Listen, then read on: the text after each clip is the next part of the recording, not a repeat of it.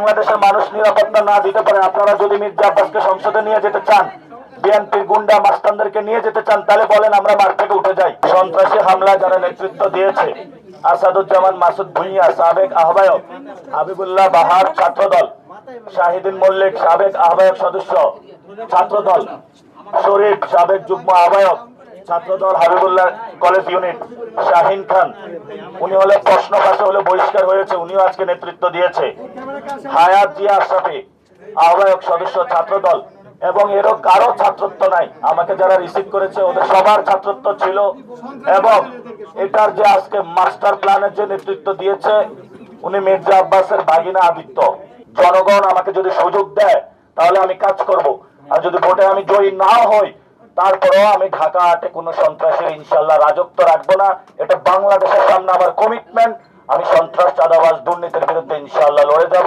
এবং উনি যে সন্ত্রাস করে, গ্যাংস্টারবাজি করে, এটা আজকে উনি প্রমাণ করলেন পুরো বাংলাদেশের সামনে। এটা বিএনপি প্রশাসন এবং বাংলাদেশের মানুষের হাতে আমি ওনার বিচারের ভার ছেড়ে দিলাম। শহীদ উসমান হাদি ভাই বলেছিল যে ওনার বিচারের কথা, আজকে যদি ওনার বিচার হতো তাহলে এই ধরনের দুঃসাহসিক কর্মকাণ্ড তারা করতে পারতো না। আমরা মনে করি বিচারহীনতার সংস্কৃতির মধ্যে রয়েছি। ইলেকশন কমিশন আজকে দেখছে এবং তারা উল্লাস করছে একটি দলের পক্ষে। তারা আমাদেরকে একটি খালি মাটি ছাড়ি দিয়েছে যেখানে আমাদের কোনো নিরাপত্তা নাই। আমরা ইলেকশন কমিশনকে বলবো, সুষ্ঠু নির্বাচনের দায়িত্ব আপনাদেরকে দেওয়া হয়েছে, আপনারা একটি সুষ্ঠু ইলেকশনের দিকে যান। আমরা সহযোগিতা করতে চাই। এর মধ্যে আমরা খোঁজ পেয়েছি 50 জন প্রার্থী ঋণ খেলাপি এবং দ্বৈত নাগরিককে অনুমোদন দিয়ে বাংলাদেশের মানুষ ভোট দেওয়ার আগেই ইলেকশন কমিশন তাদেরকে সংসদে পাঠানোর ব্যবস্থা করেছে। এবং বাংলাদেশে এই গণ অভ্যুত্থানের পরে প্রথম বাংলাদেশে যেই দুর্নীতির কাজটা ইলেকশন কমিশন করেছে, এটা বাংলাদেশের জন্য একটি লজ্জা। তারা মানুষ ভোট দেওয়ার আগে হলো গোল দিয়েছে। এখানে উপস্থিত আছে আমাদের দলের প্রধান জনাব নাহিদ ইসলাম, যিনি সেই এক দফার ঘোষণা করেছিলেন এবং সেখানে বলেছিলেন যে ফেসিবাদী ব্যবস্থার বিলোপ ঢাকা আটা আমি যেটা দেখেছিলাম, এখানে সন্ত্রাসী, চাঁদাবাজি, দুর্নীতি সবকিছু আছে, শুধু ব্যক্তির পরিবর্তন হয়েছে, আরেক ব্যক্তি এটা টেক ওভার করেছে। আমি নাসিরউদ্দিন যতদিন জীবিত থাকব, আমি এখানে জনগণ আমাকে যদি সুযোগ দেয় তাহলে আমি কাজ করব, আর যদি ভোটে আমি জয়ী না হই তারপরেও আমি ঢাকা আটে কোনো সন্ত্রাসের ইনশাল্লাহ রাজত্ব রাখবো না। এটা বাংলাদেশের সামনে আমার কমিটমেন্ট। আমি সন্ত্রাস, চাঁদাবাজ, দুর্নীতির বিরুদ্ধে ইনশাল্লাহ লড়ে যাব।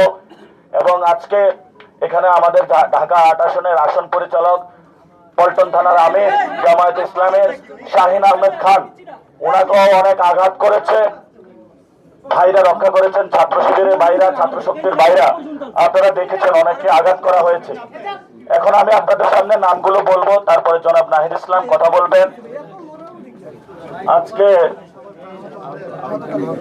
সন্ত্রাসী হামলা যারা নেতৃত্ব দিয়েছে, আসাদুজ্জামান মাসুদ ভুঁইয়া সাবেক আহ্বায়ক, হাবিবুল্লাহ বাহার ছাত্রদল, শাহিদিন মল্লিক সাবেক আহ্বায়ক সদস্য ছাত্রদল, শরীফ সাবেক যুগ্ম আহ্বায়ক ছাত্রদল হাবিবুল্লাহ কলেজ ইউনিট, শাহিন খান উনি হলে প্রশ্ন পাশে হলে বহিষ্কার হয়েছে, উনিও আজকে নেতৃত্ব দিয়েছে, হায়াত জিয়া আশরাফি আহ্বায়ক সদস্য ছাত্রদল, এবং এরও কারো ছাত্রত্ব নাই। আমাকে যারা রিসিভ করেছে ওদের সবার ছাত্রত্ব ছিল।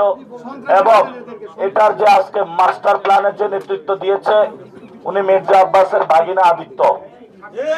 আমরা আগে পুলিশকে ইনফর্ম করেছিলাম মির্জা আব্বাসের ভাগিনা আদিত্য এখানে সন্ত্রাসীদেরকে ভাড়া করে নিয়ে এসেছে।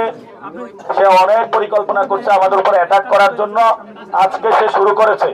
আমি প্রশাসনকে বলবো, যদি ইলেকশন কমিশন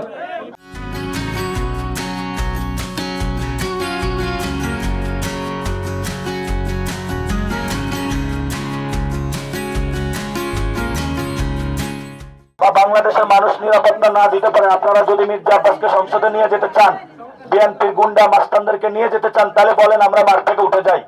যদি ভোট হয় আসলে আমরা গণতন্ত্রে যেতে চাই, আমি বিএনপিকে বলবো আপনারা যদি সত্যি শহীদ জিয়া এবং খালেদা জিয়ার পথে থাকেন, এইসব সন্ত্রাসী কর্মকাণ্ড বন্ধ করেন। আমাদের যারা নারী সদস্য রয়েছে তাদের উপরে তারা বরফ নিক্ষেপ করেছে এবং সেখানে একজনের মাথায় 4টা সেলাই দেওয়ার প্রয়োজন পড়েছে। আমরা যে পরিস্থিতির মধ্য দিয়ে যাচ্ছি, আমি কিছু বলবো না, আমি বাংলাদেশের মানুষের কাছে আজকে বিচারটা দিলাম।